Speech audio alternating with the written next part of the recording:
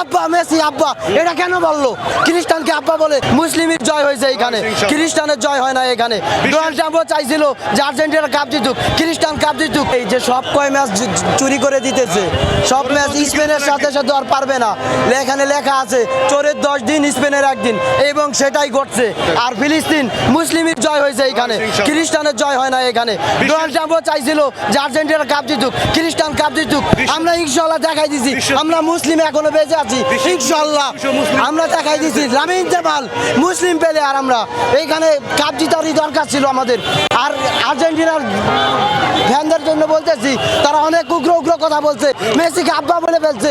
তারা বলতে পারে নিজের বাবাকে কিভাবে মেসিকে আব্বা বলে, খ্রিস্টানকে আব্বা বলে, এটা কোন যুক্তিতে আসে?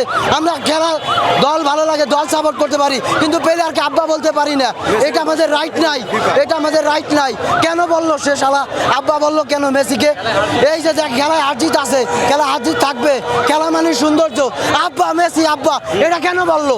কেন বললো? এটা বলার কোনো মানে হয় না। জয় মানে মিশরের জয়, মুসলিমের জয়, মুসলিমের জয়, মিশরের জয় মানে মিশরের জয়, মিশর জয়।